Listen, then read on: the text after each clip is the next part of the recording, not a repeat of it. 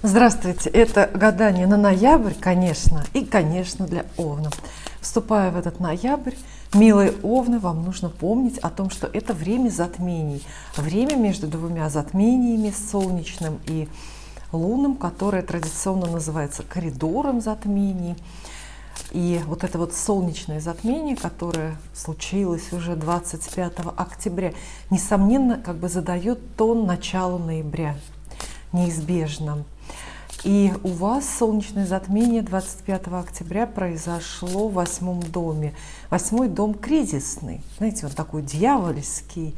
8-й дом — это разные кризисные ситуации, невозможные вещи, то, чего не может быть, а еще чужие деньги или большие деньги, так говорят. Разные вероломные проявления в вашей жизни, крупные предательства, большая вселенская какая-то несправедливость, беззаконие, которое в отношении вас допускают люди или ангелы. Это все тоже 8-й дом. Он такой очень всегда напряженный даже в лучшие времена. Ну а теперь это еще и под затмением какие трансформации вот либо в больших деньгах, либо в, ну, может быть, сложных и затяжных процессах, сложных, затяжных трудностях жизненных, знаете, то есть кризис может образоваться или кризис может закончиться. Тут как бы кому как повезет или кто чего заслужил. Но теперь мы спросим карты. А сначала про работу. Что вам расскажут карты про работу? Как у овнов будет складываться работа и профессиональные разные истории, бизнес, может быть. Раз, две карты будут здесь и две. Так, две карты вам достаются. Тройка кубков, что очень неплохо. Это мило, уютно и празднично. А еще король жезлов достается. Ну что ж, хорошие карты. Удастся и поработать, и отдохнуть. Работу обещает вам король жезлов. Вообще король жезлов это суммарный такой вот итог всех ваших рабочих профессиональных усилий. Это то, над чем вы хорошо потрудились, зная, куда идете. И, в общем, это ваша цель. Это, в общем-то, достигнутая цель, потому что карта крупная. Предполагается, что до нее были понумерованные карты масти, где вы, начиная от туза возможностей и заканчивая десяткой, то есть максимальной ответственностью. А потом фигурные карты. И это уже, в общем, момент такой урожайный. То есть вы получаете то, что заработали, то, что заслужили. И король жезлов, конечно, для работы и для карьеры очень хороший, потому что вообще масть карьерная. То есть это и назначение на новую должность, может быть. Это и новая работа, тоже какая-то такая завидная, и которая вам заведомо нравится и льстит самолюбию, что вам удалось туда попасть, что вас туда взяли и выбрали. Кроме того, король жезлов, безусловно, это фигурная карта, описывает она какого-то героя, мужчину, причастного к вашим делам или к вашей профессии. Это человек на работе, кто-то из коллег, может быть, чаще начальство. Если у вас собственный бизнес, то это могут заказчики быть или клиенты, или какие-то партнеры по бизнесу. В общем, вырисовывается вот такая крупная мужская фигура. Мужчина, который что-то делает, вряд ли намеренно помогает вам, потому что хочет помочь. Скорее он делает все для себя, а у вас есть возможность либо следовать его примеру, либо там погреться в лучах славы. Вот.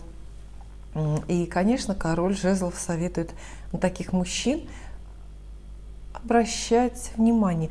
Это поработать, это то, что касается поработать. А тройка кубков – это уже карта праздника. Вообще на тройке кубков мы, если закроем глаза, представим и увидим небольшую компанию. Как правило, это компания из 3 человек. Важно, что это не пара, это не на двоих объединение, да, но это и небольшой коллектив. Как правило, компания, да, из 3, примерно чуть больше человек. И это люди, которые празднуют, потому что наслаждаются результатами какого-то совместного труда.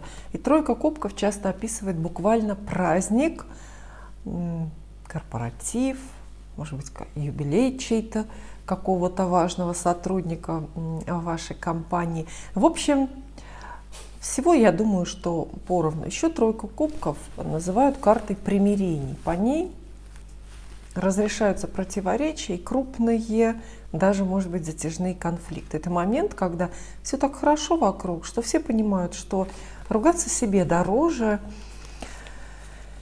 и все мирятся и друг друга прощают. То есть долой конкурентную борьбу, да здравствует дружба, и даже за каким-то вот таким вот дружеским столом можно помириться и порадоваться близости. Никаких, я думаю, драматических предупреждений здесь нету. Все очень правильно, все очень на своих местах. Что такие карты советуют? Ну, во-первых, да, персона есть, то есть заметьте какого-то человека.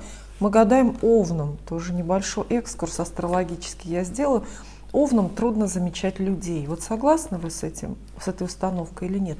Овны всегда так увлечены собой и своими целями, так нетерпеливы и так стремительны в проявлении своих эмоций и чувств, что другие люди вокруг могут проходить стороной. Вы можете их просто на них не обращать внимания, или скорее вовремя не обращать внимания. Потом только задним числом вспоминаете: ага, вот этот человек-то был, он ведь правду говорил, он был прав. Ну, вы, естественно, никого не послушали, все сделали по-своему.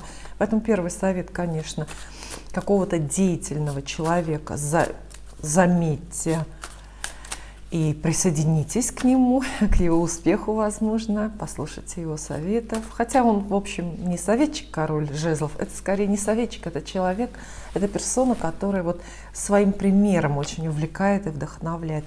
Вот, а тройка кубков рекомендует со всеми помириться, всех простить и почаще покупать торты в офис или приглашать коллег в ближайшее кафе. Это время хороших эмоций, добрых на работе. Далее, конечно же, деньги. Плавно тема работы переходит в тему денег. Раз, два. Две карты масти кубков вам выпадают, и, так я скажу, они не очень хорошие, не очень денежные, и в паре они друг друга дополняют, и тоже становится как-то не очень хорошо. Восьмерка кубков. Конец, провал заранее обреченного плана. То есть то, что вы на ноябрь планируете в деньгах, это может быть суммы конкретные, которые вы планируете заработать или сэкономить, или отложить чаще. Это могут быть какие-то суммы, которые вы, какие-то долги, которые вы планируете, например, закрыть в ноябре. Это могут быть ваши ставки на крупную сделку, на какие-то выгоды, прибыли от того же бизнеса или дивиденды от каких-то инвестиций. В общем, вот от чего-то долгожданного и ценного для вас придется в ноябре отказаться. Момент прощания по восьмерке кубков всегда очень грустный. Хотя на самом деле Вселенная таким образом избавляет вас от ненужного. Она то, что могло сбыться в вашей жизни, в данном случае про деньги, обязательно сбылось и сбудется. А то, что не сбылось, это было заблуждение изначально. То есть вы на что-то сделали ставку, о чем-то размечтались, о чем-то таком, чего не могло быть, чего не могло даже случиться. Может быть, вы очень рассчитывали, что в ноябре вам выдадут крупную премию или поднимут зарплату. Может быть такое, могут быть у вас ожидания, да, но, скорее всего, они были напрасными, поэтому, в общем, по большому счету, сожалеть здесь не о чем. Восьмерка кубков только предупреждает всегда как можно легче и веселее прощаться вот с этими планами, которым не суждено сбыться. Легче отпускать, потому что здесь сделать, в общем, ничего нельзя. А четверка кубков — это вот, наверное, уже похуже то, что они в такой последовательности у нас выпадают.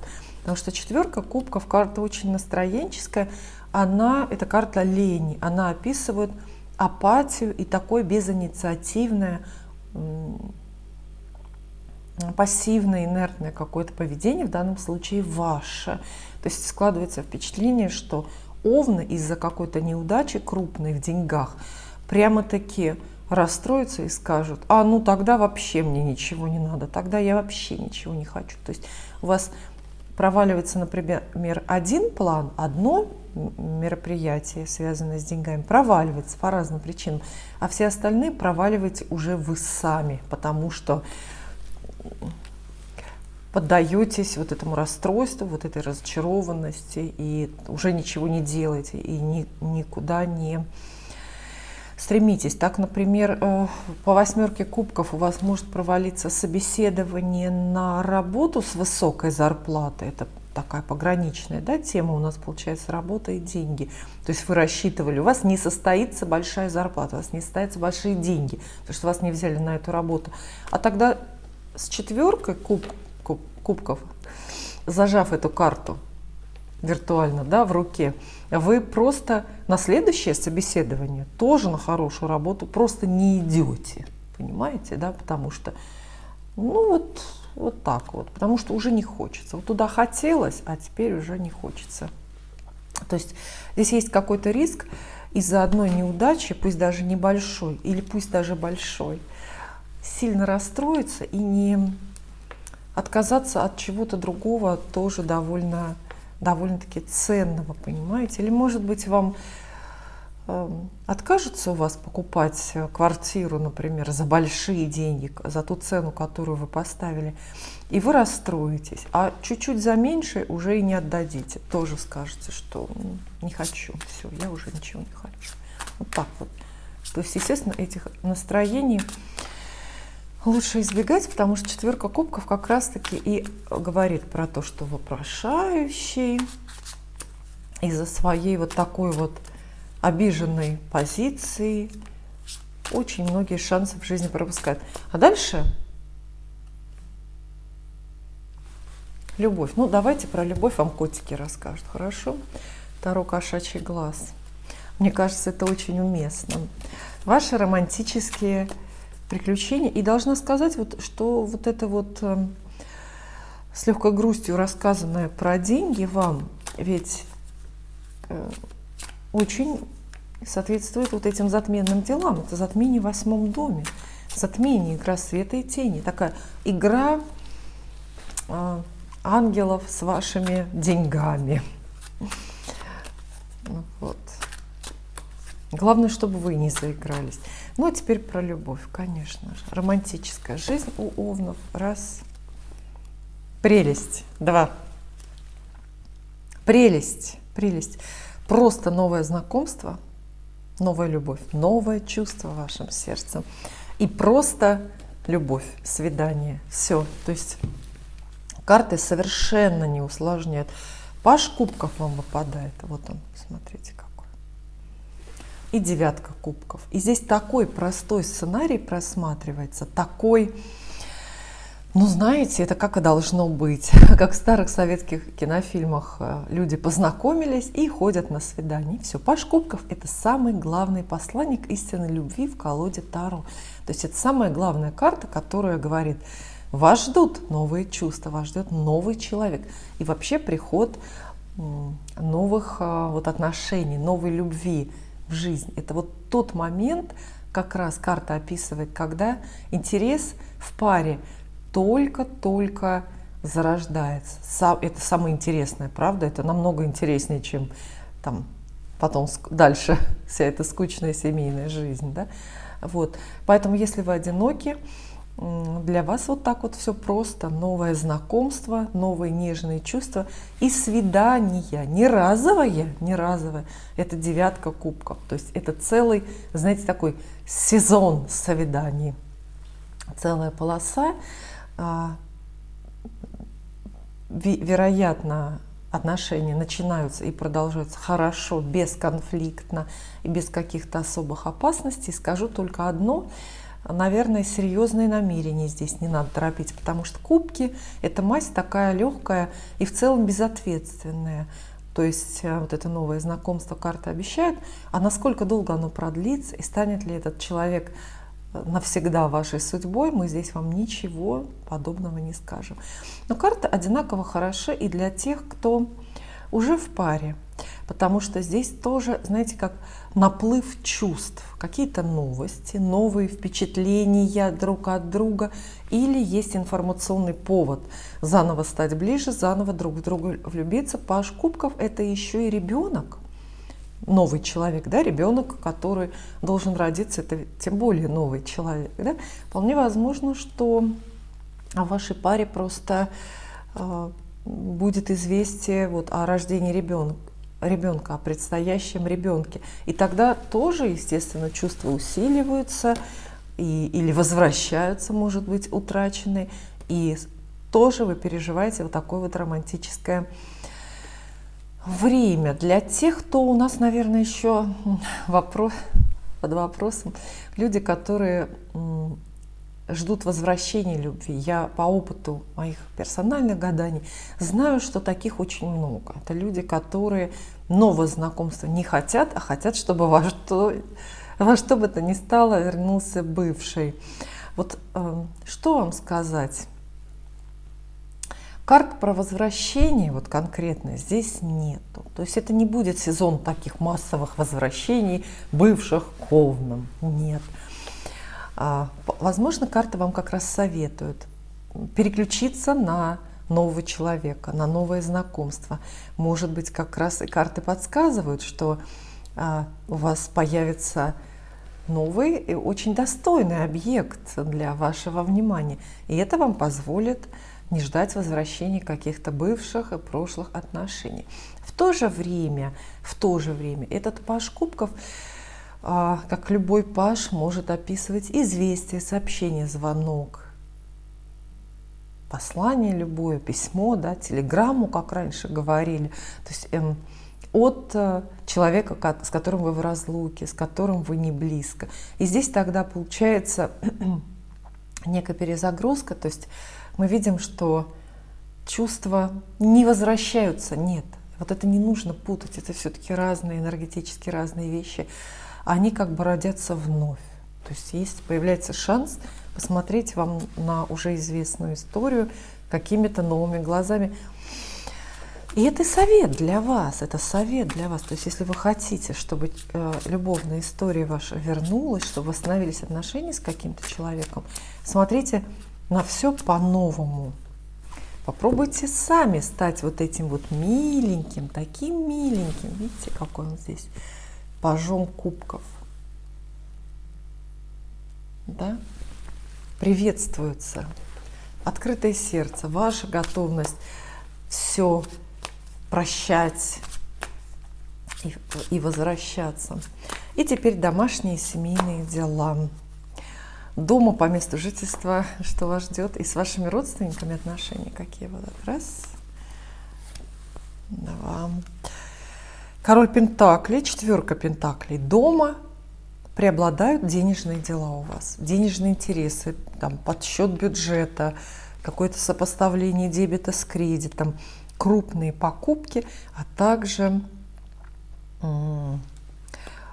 дом как стены, дом как таковой вам выпадают. Видите, две карты масти пентаклей, они говорят о том, что меньше всего в ноябре вам придется, например, выяснять отношения с родственниками. Нет, вы не будете этим заняты. Вы именно будете заняты денежными делами, крупные денежные карты. Большая денежная сумма вас ждет дома, по месту жительства. Что угодно это может быть. Это деньги, которые вы получаете. Это могут быть деньги, которые кто-то другой из добытчиков у вас дома приносит, да? Муж, например, ваш приходит и неожиданно огромную какую-то сумму денег несет, там это может быть премия по какому-нибудь коллективному договору и так далее. Вот, то есть разговоры о деньгах, распоряжение деньгами и очень-очень близко крупная покупка, вплоть до покупки дома. И карты рекомендуют, потому что вот эта четверка Пентакли — это, по сути, ну, такое уже материальное какое-то воплощение денежное. Это как сами деньги, то есть крупная сумма какая-то, но это уже и деньги, это то, на что эти деньги потратили или во что вложили. То есть вас ждут, вашу семью ждут крупные вложения, не расходы, а именно вложения. Я благодарю вас, дорогие зрители, за то, что провели со мной время, и увидимся.